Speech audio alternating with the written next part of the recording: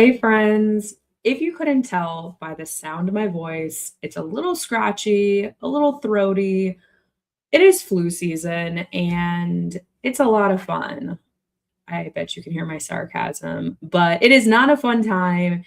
And this week I was talking to one of my Video Skills Lab members, and she was submitting a script for me to review, and I was like, this just doesn't really sound like you. And I was giving her some feedback, and she was like, "Well, I'm doing this because I, just want to get something in. I just want to get something done." And I'm like, "Wow, I am so impressed. The fact that you are getting anything in when you're sick is just so, so impressive." And I was like, wowed by that. But here's the thing, it's not just her. A lot of people are feeling guilt for not going live or not showing up on video, especially at the start of the year when people have momentum and it's a big sales time and we want to be able to capitalize on that opportunity. So I want to talk to you a little bit about today about like some of my tips around this. Like when should you just like suck it up and go live or record a video, and it doesn't matter how you sound or look or whatever. But when should you kind of be a little bit more cautious and just like take your foot off the gas a little bit? So first off, if you are here with me live, you could drop me a hashtag live, or if you're watching the replay, you can drop me a hashtag replay. If you don't know me, my name's Alex. I am a video strategist living in Austin, Texas, and I'm best known for my work in the Video Skills Lab, where I help people with their videos for $9 a month. And like I said, today we are gonna basically go through like some of these tips, because health obviously is the number one thing. I don't want you guys to work when you are unhealthy, when you're not feeling well. You're not going to have your best work end up coming out. So let's get into tip number one here.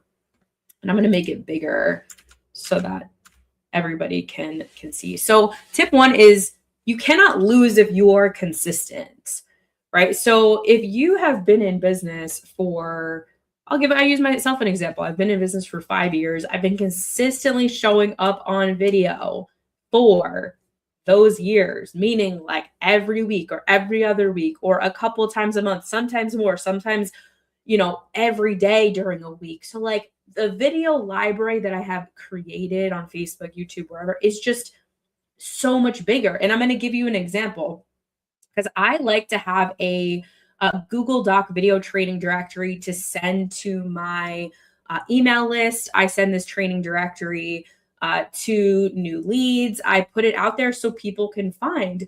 So, I have been sick literally the last 2 weeks, and my family has been, my family's been sick too.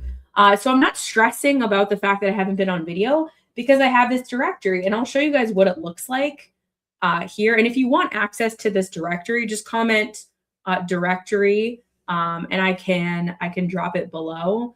But with this directory, I have basically just a really simple Google Doc, and it's organized by category, where I say, okay, video creation process, and I've got, different places that I've got it on YouTube or Facebook or wherever the videos live.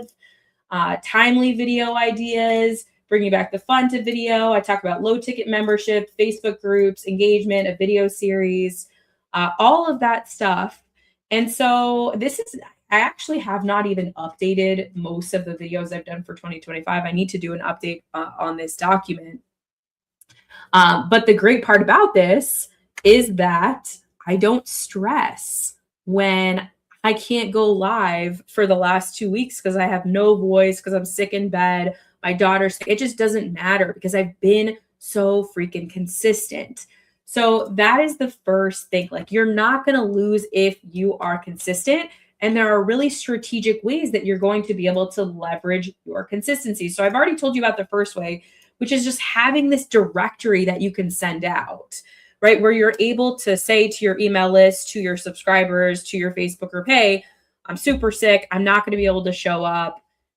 Here's this directory with all the trainings, and, drop a comment below of what you need help with, and maybe I can point you in the right direction of where to go. The second way you're able to leverage this consistency is with replay weeks. This is where you can take videos that you have already created, and use like a software like StreamYard, which is what I'm streaming with, and you can replay these videos. Do you think that people are going to like remember the video I recorded 2 years ago about a particular topic? That, if the information is still relevant and I share it again, I replay it again, do you think people are really going to care if I replay that video? No, like instead, it's just going to be something that's helpful, that's a reminder. Maybe it was a video they actually wanted to watch, maybe they're brand new. It just does not matter. So do those replay weeks. Take those, either replays that have been really popular or videos that maybe didn't get enough views. You can change the titles. You can play around with the titles, test different things, and use the stuff that you have already created.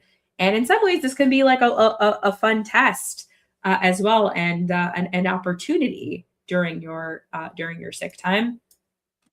Okay, let's talk about these, in this one, I'm gonna give you some ideas. Like if maybe you're feeling like pretty okay, maybe you're just like not at 100, like me right now, I would say I'm at like 90%. Like you can still hear in my voice that like my throat's a little sore, a little congested, like, but I'm overall okay, right? So I can show up here with you guys and be okay. Whereas like the first two strategies were like use the training directory, do replay weeks. That's like you're in bed, fever, shaking, nauseous, like you just don't record. Like just stay in bed, just get better, just take the time for yourself and do that, right? So let's just make sure you do that.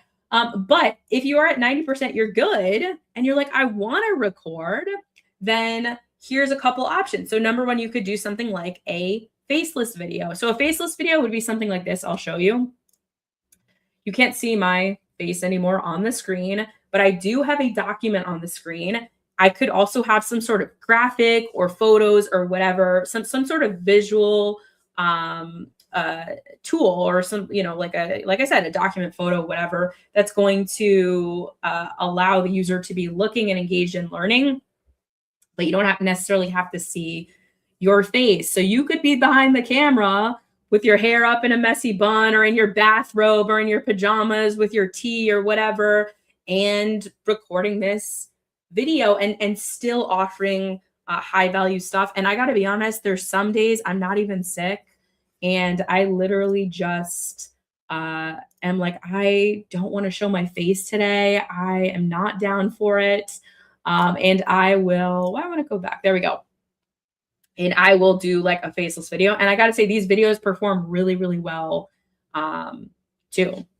Okay. Another option, and our last option, is to kind of just show up anyways. And that is what I am doing today. Even though I'm only at 90, even though I'm like, my voice doesn't sound the way I usually sound, and I feel like I don't look 100%. I'm like, whatever, like it just doesn't matter. Done is better than perfect. As long as you're mostly good, you're mostly healthy.